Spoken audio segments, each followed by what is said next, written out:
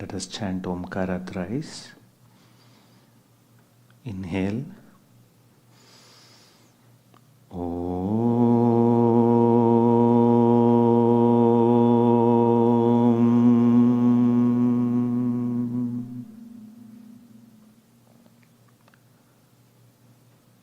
Inhale.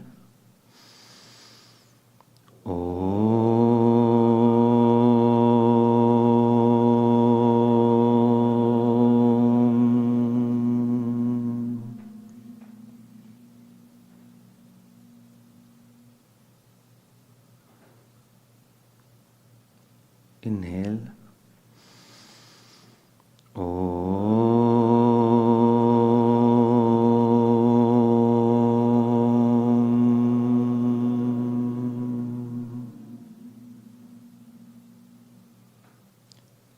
Asato ma satgamaya tamaso ma jyotirgamaya mrityorma amritangamaya. Om Shanti Shanti Shanti. Sada Shiva Samarambham. Can repeat after me. Sada Shiva Samarambham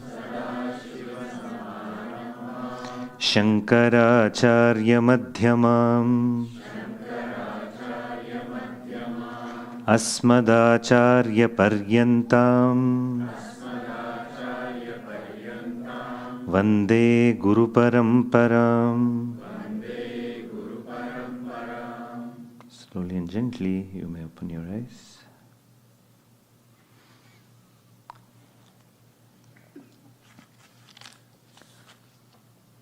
So in this session, we'll briefly summarize our discussions on bhakti, also focusing on the topic that I started yesterday regarding the qualifications of a devotee.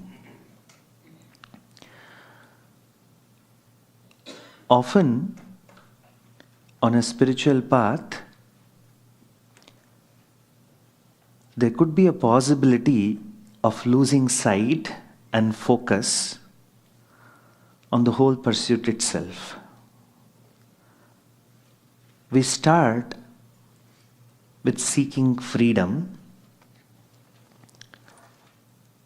but then often there's a possibility to get lost in the whole journey, in the whole path itself.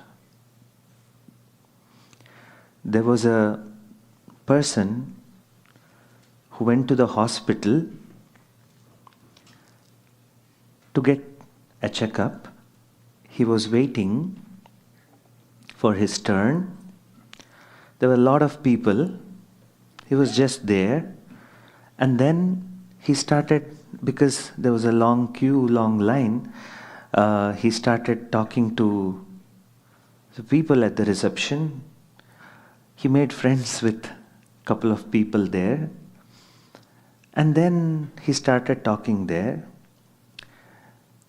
There were no more appointments that day. He had to come back the next day. So he comes and again gets involved everywhere in the hospital. So many days just go like that. And finally one day he realizes that, oh, I came to the hospital for a checkup. I have become just a friend to all here. No, never lose focus on the path. In devotional life too, in our spiritual life too, one possibility is there where one loses focus. As we say, as I said, as I pointed out, in the whole path, in the whole pursuit, what we want to understand is God. What we want to understand is the world around us. What we also want to understand is ourselves. Jiva, oneself, Jagat, the world, Īśvara, the God. In this whole pursuit of bhakti, where we defined bhakti as love for the divine, in this whole path, you may come across many people who have a lot of focus on God, no doubt, on the divine, but there is no focus on oneself. Sri Krishna's bhakti, the way Sri Krishna teaches us bhakti, is entirely different. Here, the focus is no doubt on God, and the equal focus is also there on devotee. To get qualified as a devotee, who can have devotion? One who is a devotee alone can have devotion. Otherwise, if there is no qualified devotee, the whole devotion will be gauna, meaning just a appearance, not real. It will just be there. Externally you can see, but internally there is no real devotion. Saint Tyagaraja, one of greatest musicians in southern part of India, has many compositions pointing out folly on the path of bhakti. He says, Teliyaleru Rama Bhakti Marga Munu Teliyaleru Rama. He says, all these devotees really don't know what is bhakti, and who is he complaining to? He's complaining to Lord Rama. Oh Rama, a lot of people are coming to your temple, but then they really don't know what bhakti is. He says, all these bhaktas mistake Vega lechi nita. They think waking up early in the morning is bhakti. Have you observed that? A lot of people believe waking up early is bhakti. Even dogs wake up very early in the morning. So just waking up early in the morning is not a big deal. Tyagaraja says, I'm not saying it. And he says, Muniki bhuti pusi. So they wake up in the morning, they take bath, and they put vibhuti on their foreheads or chandanam on their foreheads. Something, what a different traditions, different families have different ways of putting the mark. A mark is not a sign of divinity in one's heart. It's just a mark. It's just a symbol. Then Velalechi, he says, he doesn't even use they do japa. He says they count. They count.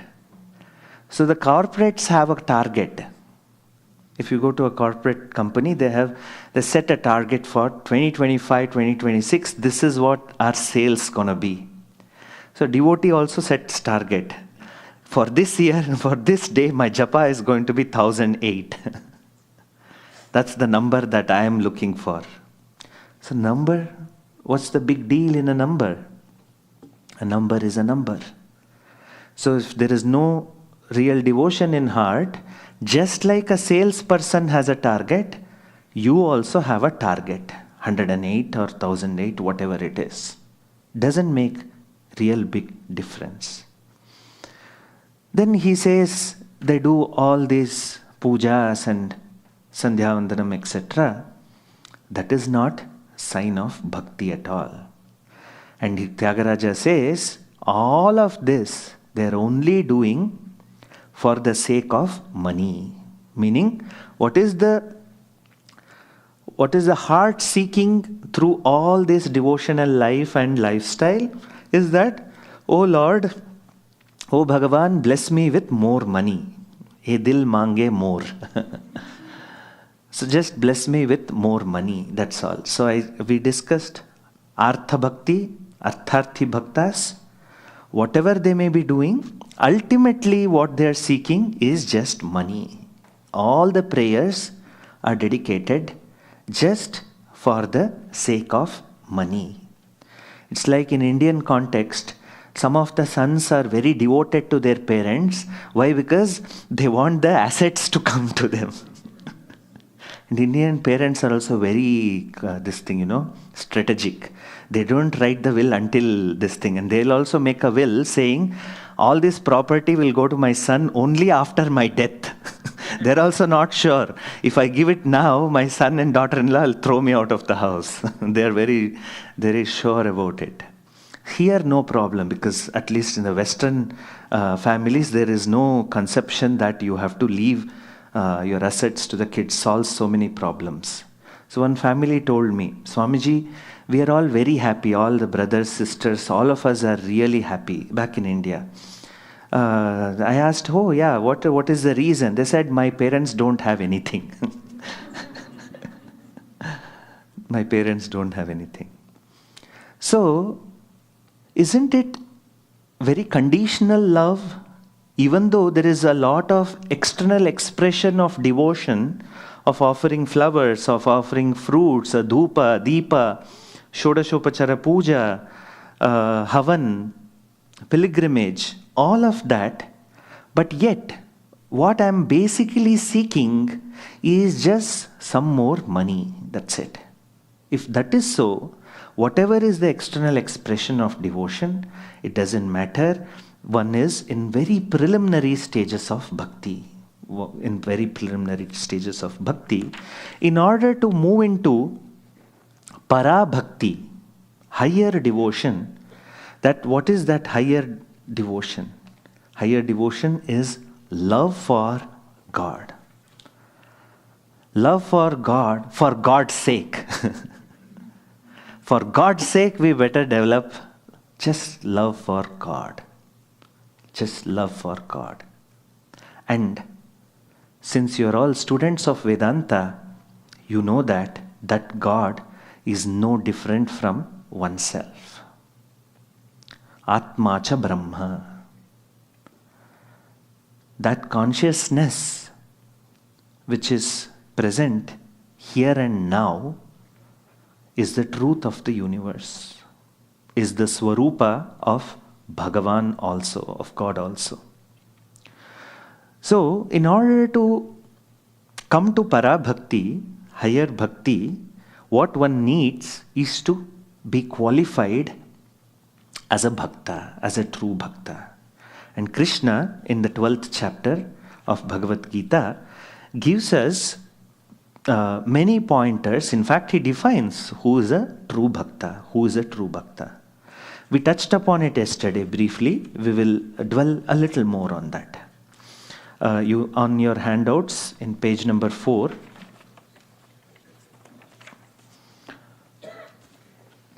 Four or 8, it depends on how you count. 7. Please repeat after me. Adveshta sarvabhutanam Maitrah karuna evacha. Adveshta sarvabhutanam Maitrah karuna evacha. Nirmamo nirahankaraha Samadukha sukakshami. So, who becomes a true bhakta? In fact, these are all qualifications of a Vedanta student also. The sadhana chatushtaya is put it in other words. And in fact, few more higher qualifications. Adveshta sarvabhutanam. One who is free from hatred towards all living beings, all beings. That you don't entertain hate in your heart. So sometimes it may seem like a tall order. In fact, it's so easy to love random people, or in general not to have hatred towards others in the world. When it comes to one's own family, becomes the biggest challenge. So this sadhana of developing this quality as a bhakta shall start from your own family. Let go of all that has happened in the past. So we throw the garbage every day or every week. All that is unnecessary, we just put it out. We don't think twice. Whereas why do we carry all the things that have happened 20 years back, 10 years back, 35 years back in our head? It's no point. It's like holding years worth of garbage in one's house. It's stinky. It's unnecessary. It complicates your whole life. So, no point carrying old memories, old things that have happened in the past in one's life. Just let go. What has happened has happened. Let me start fresh. Let me start new. So that's how you can handle memories of the past which become an impediment in order to discover love for everyone. Love for everyone. It will be like, Swamiji, I love everyone, really. Conditions apply. Few people accepting this, accepting my mother-in-law. So, no. Love for everyone. Does it mean that you have to keep communicating with the people who have hurt you in the past? No. Forgiven and forgotten, that's it. You don't have to necessarily keep a connection. If you wish, you can. If you have learnt your lesson, why do you go for it again? It's okay. You can love a person from a distance too.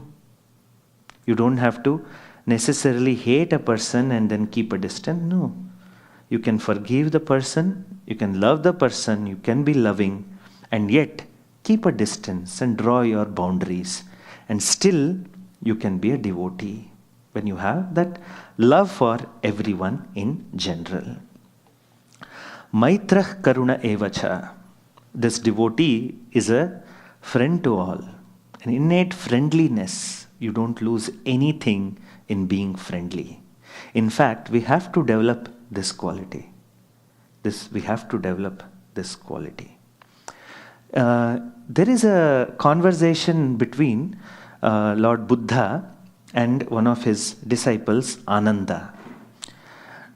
So once Ananda, Lord Buddha has given many discourses and pointers to Ananda about friendship. And Ananda one afternoon tells Buddha, I understand friendship is half of spiritual life. What is the other half? Then Buddha says, Ananda, you have got it wrong. Friendship is not half the thing that of spiritual life. Friendship is something which should be full time in one's spiritual life, being a friend to all.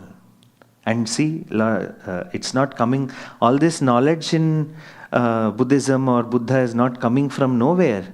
The soil is Sanatana Dharma. The soil is Hindu philosophy, which is very much there. And Sri Krishna uses the same word much before as what? Maitraha. To be a friend to all. Friendliness is a quality that one should carry throughout one's spiritual journey, one's spiritual life. Otherwise, we wouldn't be qualified as true bhaktas, a friend to all. And from Krishna's life itself, we can see how much prominence he held for friendship. Yesterday, kids were to enact Krishna and Sudama story, but then they changed it and they interpreted friendship wonderfully in their own context yesterday. Yes, to be friendly towards everyone. Karuna evacha, compassionate. Any occasion where you can show, you can express, where you can do something out of compassion, we must be ready. We must be ready. That's why there is no mudra in yoga or meditation where we'll hold like this tight-fisted and sit for meditation. Always the meditation is with Mahamudra or Chin Mudra, etc. Never like you tight-fisted you sleep. No. Compassion, always ready with two hands to do what is to be done for family, community, country, the world at large. So that kind of an heart. Nirmamo nirahankaraha samadukkas sukakshami. What is the biggest obstacle in truly being devotional or spiritual is often just this, ahankara and mamakara. Mamakara is possessiveness, claiming 5 people are mine or 40 people are mine. This is mine, that is mine. Ahankara is ego, a very crystallized personality, very crystallized, hardened personality is ego. Many people have difficulty in understanding what ego is. What ego is, in this context, ego is very hardened, crystallized personality. Very hardened personality. I am this. I like this. Very hardened likes and dislikes. Very hardened view of life. This is it. This is how world has to be. This is how my family needs to be. This is what I am. There is no room to change for good. There is no room to improve. There is no room to grow. Oh, what does this Swami know? I have lived 50 years of my life. This is how world works. This is what I am. This is what these things ought to be. So that kind of a personality is highly disturbed. Or maybe fine at any situation which doesn't meet his or her expectation, there is an outburst of anger, outburst of frustration. An egoistic person is just waiting to explode, waiting to react, waiting to scream, waiting to yell. So, no, we don't need that in spiritual life. We don't need that in spiritual life. What are you trying to prove if you say that there is a hardened personality in place? Nothing. Nothing is proved by that. Samadukkas sukakshami. Krishna says, be forgiving, kshami. Be forgiving. A devotee is always forgiving. Always forgiving. In fact, have you ever observed the big lines which are there in the temples? Somebody wants to get the darshan faster. He pushes the person in front. And then this person yells, hey, how dare you push me? And that animosity will continue throughout the line. And then you come Jargandi, Jargandi, Jargandi, Jargandi, and then Venkateshwara Swami comes, then you do namaskar and then move away. Jargandi is a Telugu word meaning go far, go further, move, move, move, move, move. It's often used in Tirupati temple or any other Balaji temple where there is huge queue line. So, be forgiving. Forgiving. People are on a path of Vedanta, yet not at all forgiving. Not at all forgiving. We lose nothing. In fact, our heart lightens when we become forgiving. The biggest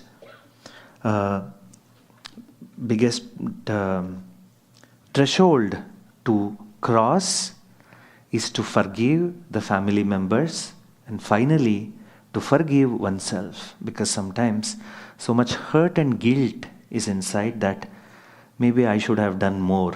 Maybe I should have done more for my parents. Maybe I should have done more for my kids. Maybe I should have done more for my spouse.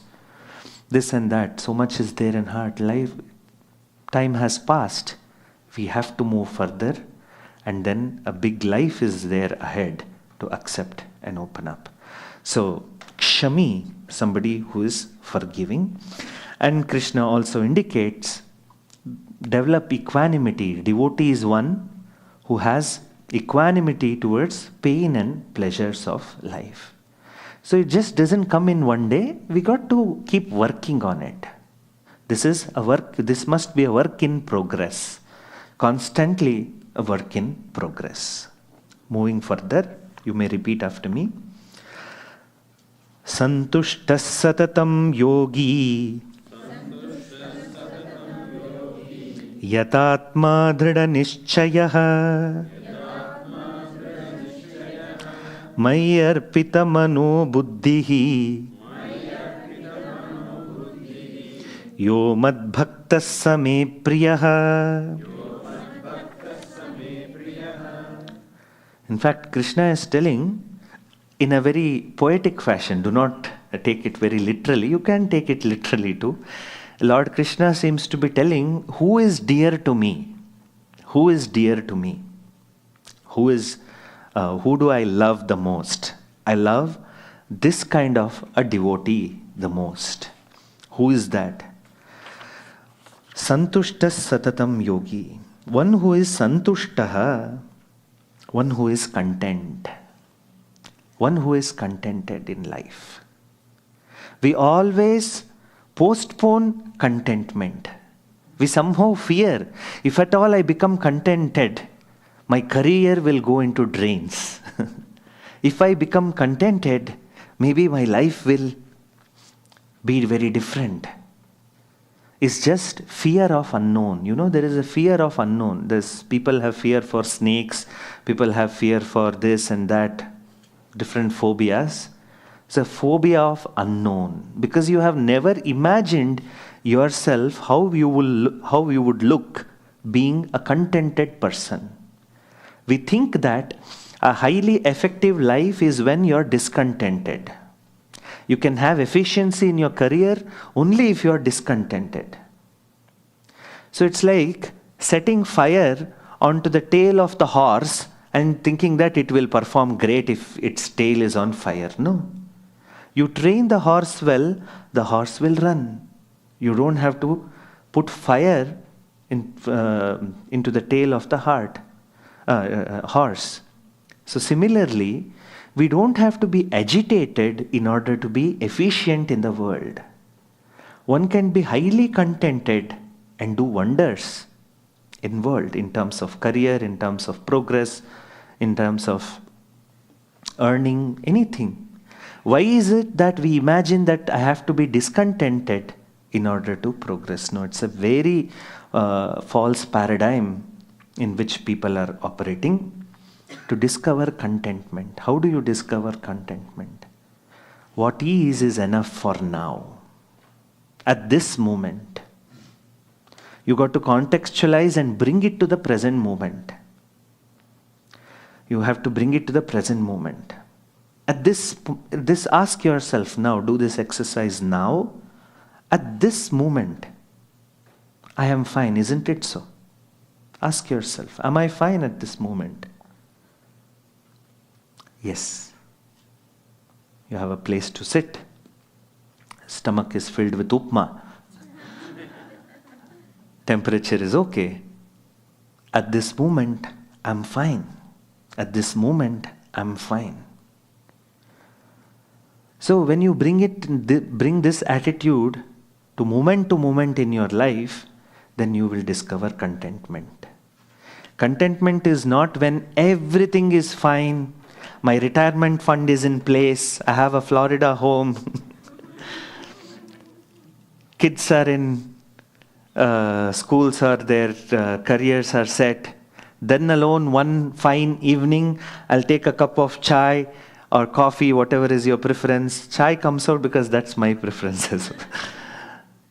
I'll sip the cup of coffee and I'll be content. You'll be waiting and waiting, it will never happen. There's always something to deal with. There's always a plumbing issue to deal with. There'll always be something. Everything is set, retirement fund is set and everything, suddenly you come home and see a plumbing issue. So there's always something to deal with in life. So if you think that I will become contented only when everything is fine, it will be like waiting near a wall for the wall to open. No, it will never happen. So discover contentment here and now. Contentment here and now. So I was saying like this in one satsang, one devotee came and said, Swamiji, I'm not worried about tomorrow at all. I have understood the teachings. I'm not at all worried for tomorrow. So, oh, is it so? Give me the reason why you are not worried for tomorrow, I asked. So, Swamiji, I'm not at all worried for tomorrow. I have enough money for tomorrow. Swamiji, I'm worried about day after tomorrow.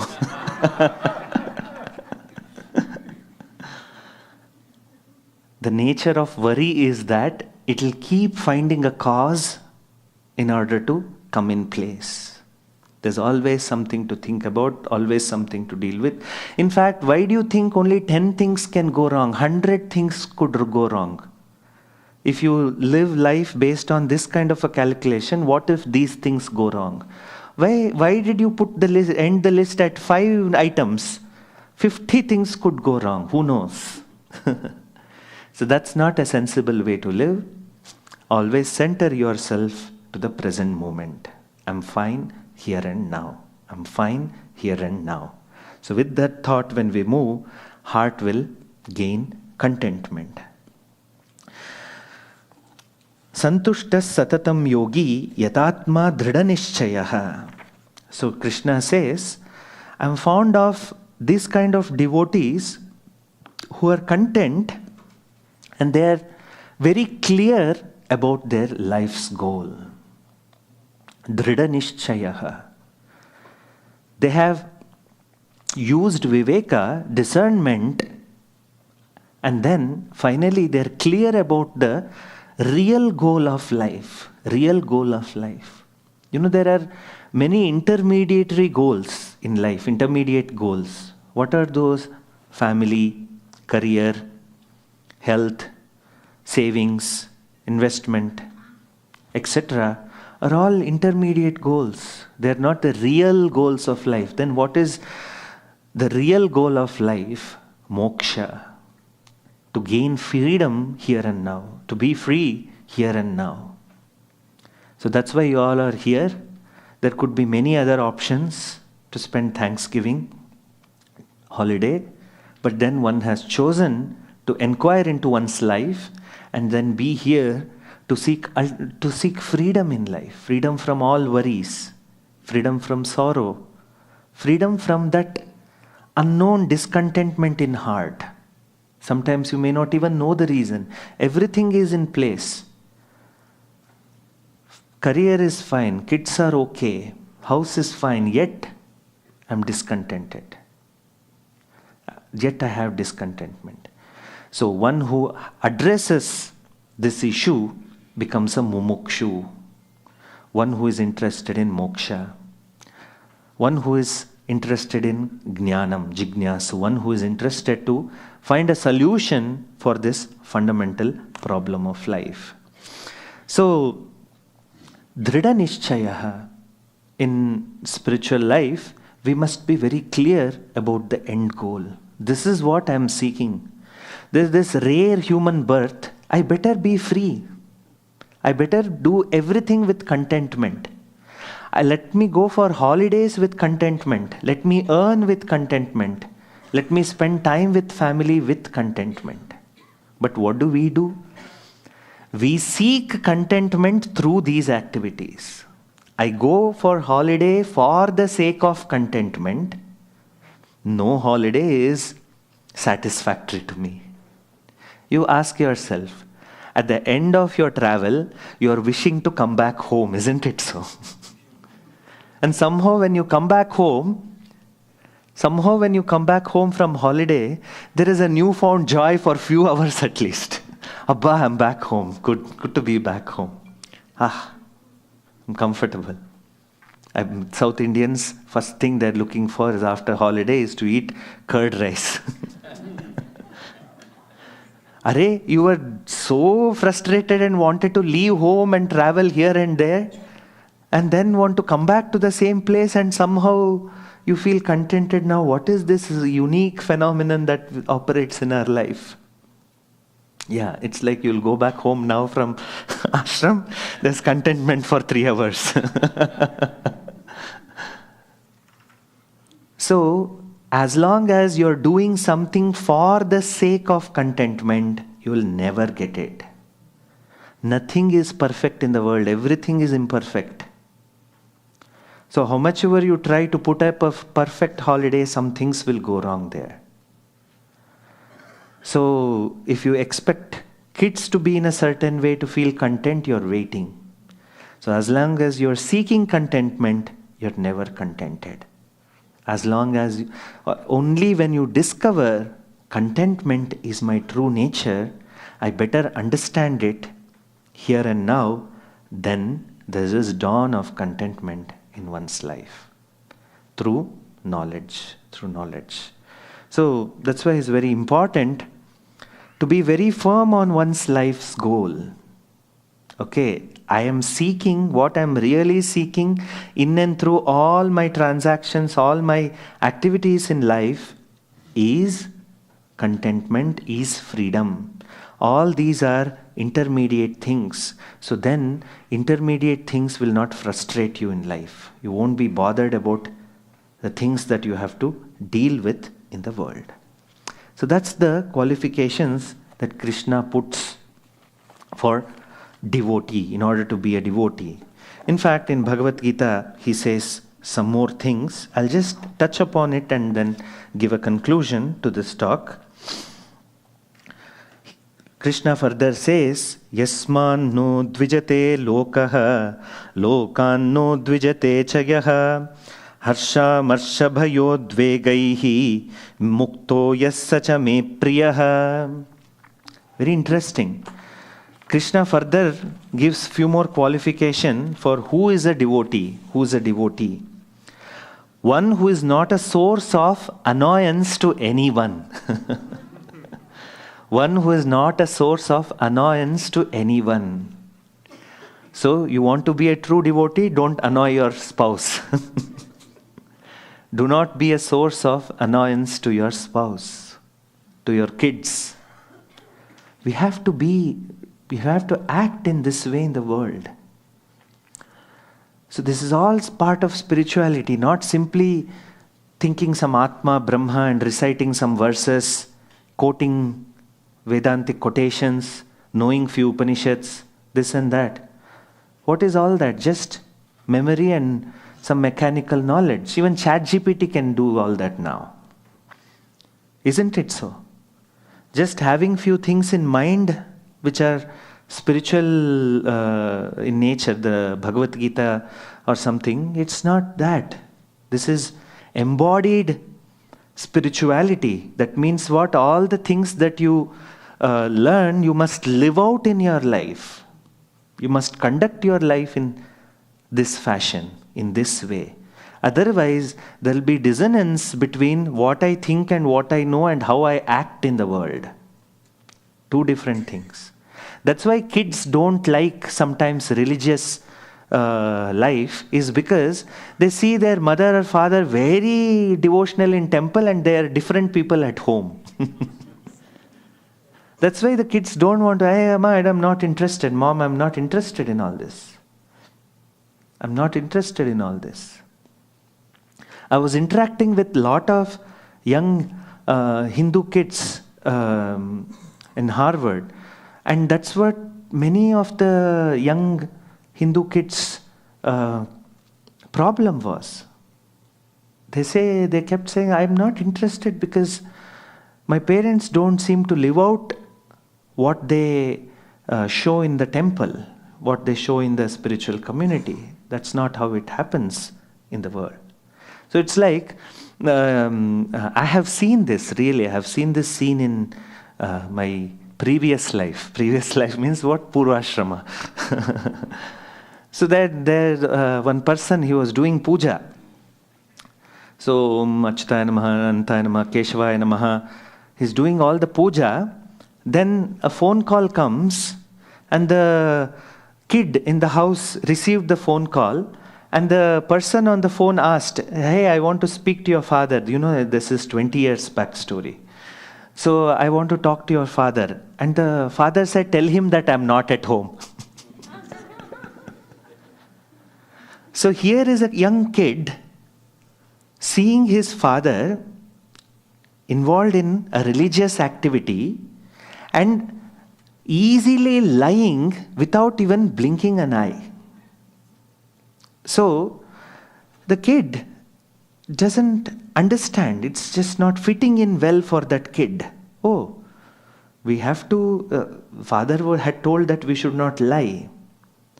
You know, God will not like it. Father has told some story like that. And here is my father and mother lying all the time. All that things has to be handled. So very careful living, spiritual living is also becomes very careful living, very careful living. So our thought, words and action must be in one straight line. That is a quality each and every devotee must have. It's called arjavam. So Arjuna is the one who has arjavam, one who has straightforwardness in one's life. So Krishna is telling that do not be a source of annoyance to anyone, and also do not be annoyed by anyone. A devotee is a person who is not annoyed by anyone or anything. Such is the qualification of a devotee. And a devotee, a true devotee, is one who has given up this attitude of Shubha Ashubha, Shubha Ashubha. It's a very ingrained orthodoxical thinking that we consider certain things as Shubha, that means good, fit for religious life, and many other things not fit for religion. Ashubha, not pleasant. This is pleasant, that is not pleasant. I can use this flower for puja, I should not use that flower for puja. This is Shubha, this is Ashubha. This time of the day is Shubha, that part of the time is Ashubha. Now, one devotee had invited me for Bhiksha and Satsang to their home. Then they said, "Swamiji, please come before 10 o'clock. They said, because the Rahu Kalam or something is starting. So I want you to come before that. I want you to come before that. No, a sannyasi coming to the house at any time is a Shubha, is a auspicious thing. In fact, everything is auspicious. Why? Because everything is created by Bhagavan. And Bhagavan is there in everything. So there is, if you think from the bhakti that Krishna is teaching in Bhagavad Gita, we should have this attitude that everything is auspicious in this creation. If you see Hindu way of living, that's why everything is auspicious. Something may not be auspicious in one context, but the same thing is auspicious in some other context. So, we must develop a neutral attitude towards everything. Shubha Shubha Parityagi. And Krishna says, I love such kind of a bhakta who has his love in an unconditional fashion. Unconditional love for everyone and everyone. So, as I conclude this topic by saying, start with your family.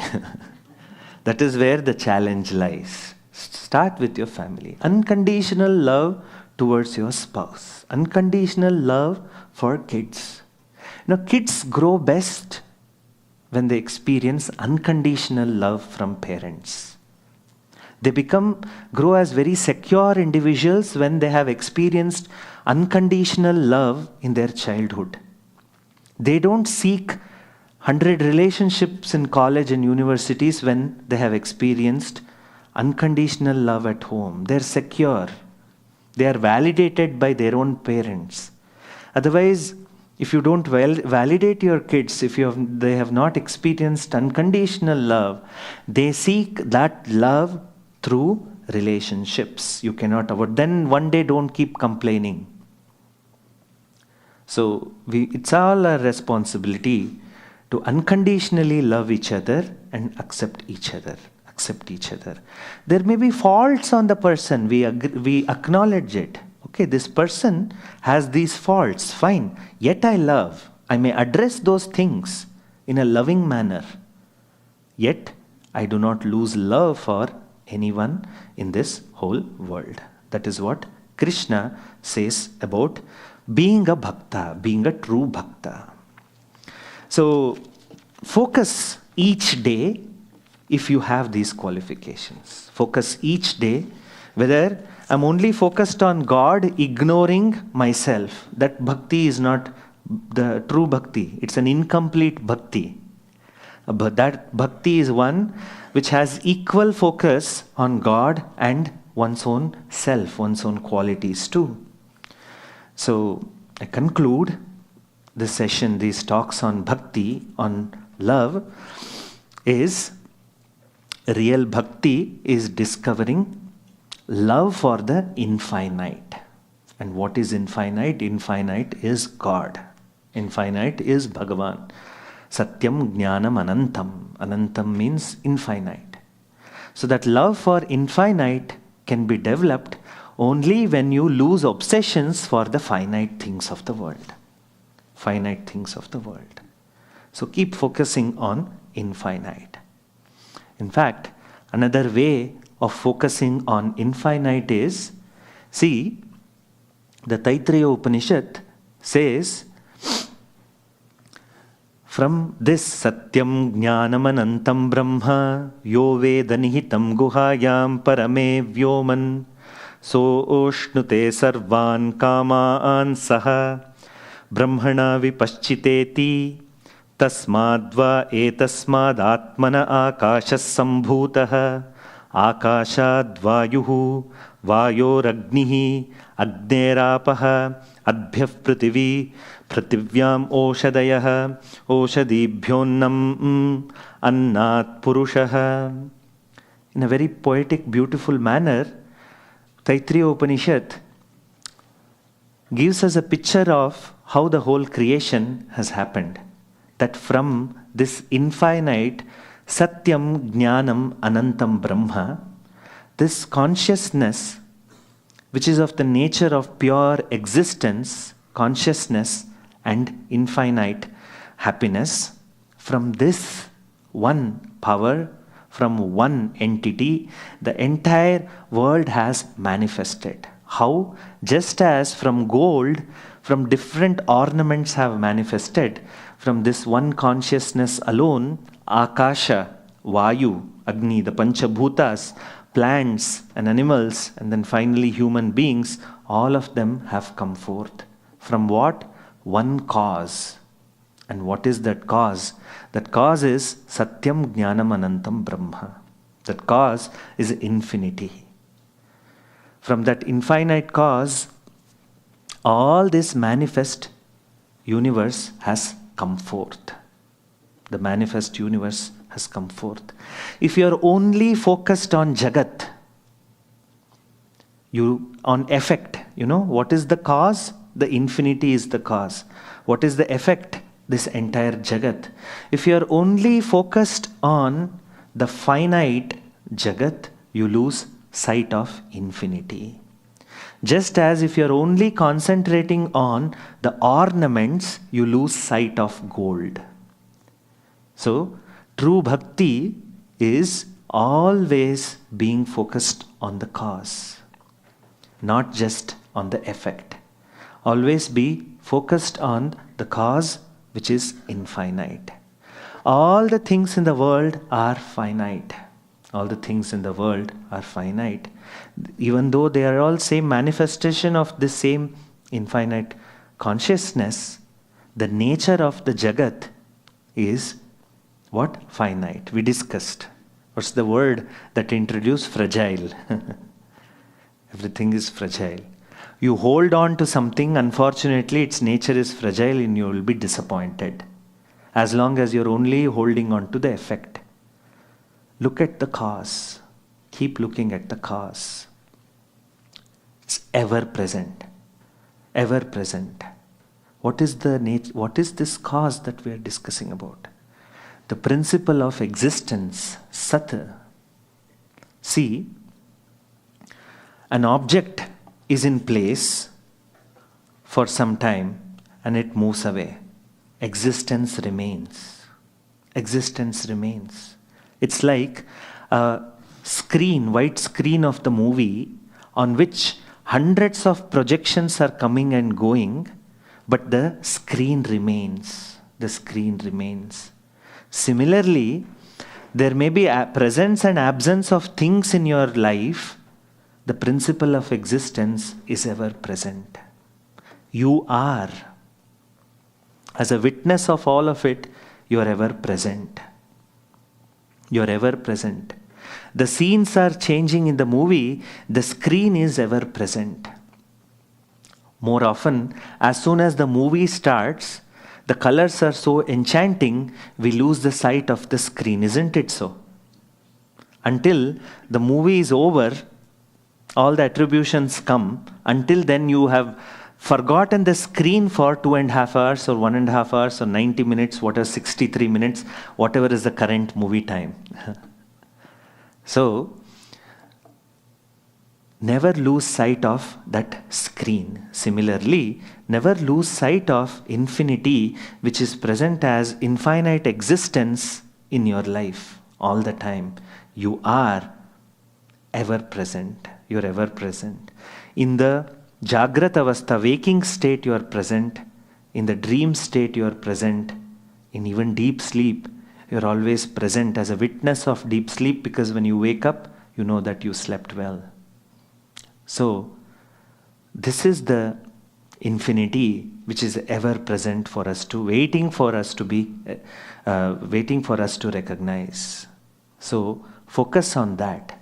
So, I conclude by saying the para-bhakti, the higher bhakti, is always being focused on this self which is ever present. In the words of Shankaracharya, true bhakti is swaswaroopanusandhanam. He says in Viveka Chudamani, always contemplating on this self which is ever present here and now. Here and now. And then look at the entire Jagat which is manifest as scenes in the movie. The scenes are ever changing. The screen is ever present. Similarly, you, the witness of everything, is ever present, and you will have the mind to notice it only when you have all the qualifications as a bhakta. Why are we not able to see the screen? Why are we not able to recognize this infinity which is ever present? Because the mind is clouded by desires, mind is clouded by pain, mind is clouded by worry and whatnot, ego and everything else. So, qualify yourself as a true bhakta. A little exposure to knowledge will give great insights into your life. So, I conclude by saying one of the examples found in one of the Sanskrit literature work by Narayana Bhattadri. He says, for me, the whole universe is like a stage. The night is a screen. The sun and the moon and stars are lights. All the jivas, all the people present are all characters and actors in this whole movie called life. And our karma is the drums which is always playing as a background. And everyone is dancing according to the drum beats of the karma. And he says the likes and dislikes are the raga or the tune for this movie called Jagat. Everybody is dancing according to the drums of the karma, the beat, and to the tune of one's own likes and dislikes. And he says, every second is a cosmic play for me. Every second, what I'm noticing in my life, in my career, in bringing up my child, all of it is just a play. All of this is part of cosmic play. And he says, I do not need any another play within this play. Within this play of the Jagat, which is all the movie of the Jagat, which is always happening, I do not have a need for another play. So sometimes my friends who were studying with me in the university, they used to ask me, Swamiji, are you allowed to watch movie? I said, yes, I'm allowed to watch movie, but I don't find time to watch movie. I say, I believe that I'm constantly watching a movie. You are watching movie, paying for a ticket only for an hour. I believe that I'm watching movie 24/7.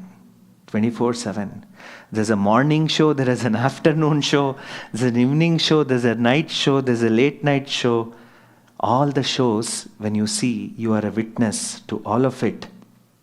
You're constantly witnessing this divine play called Leela, called Bhagavan's Leela.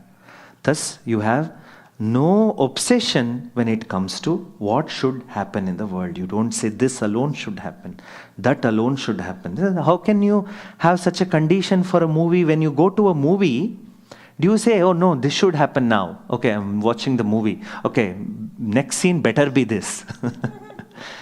No, you don't say that. Movie is enjoyable once you have forgotten your likes and dislikes on the scene and you're just watching. When you're just watching. So true bhakti is ability to just have the ability to just watch the whole Leela called life. Whole Leela called Jagat. And the true bhakti is that being focused on that screen, that infinite screen, which is ever present. Swaswarupānusandhanam.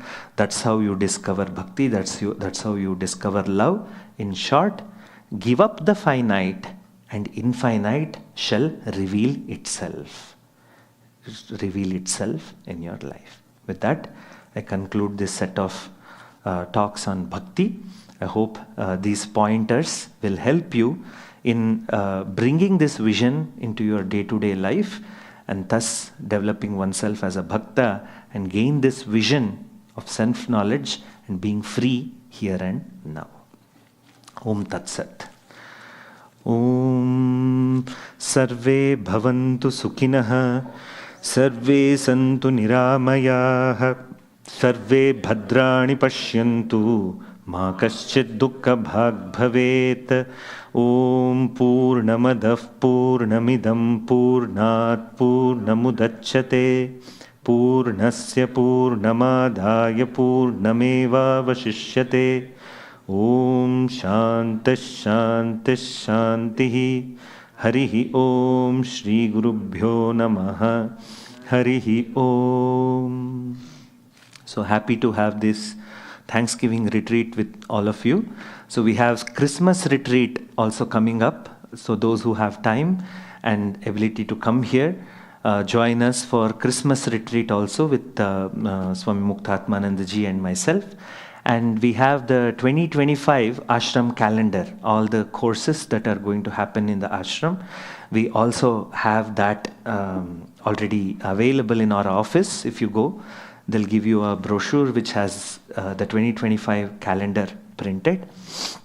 And I'll be holding a meditation retreat and another Ashtavakra Gita retreat, very focused on practices. So it will have 2 or 3 meditation sessions and 1 lecture and 1 satsang per day, and rest of all the time is focused contemplation and meditation. So those who wish to attend, you can plan for 2025 too, that calendar. And people around in tri-state area, January 4th, which is a Saturday, we will be having one more half-day retreat here in the ashram. The announcement will come. And we also have a WhatsApp group we want to initiate for attendees of the Thanksgiving retreat. So I will leave a couple of sheets of paper here. Those who wish to be part of that, please leave your phone numbers.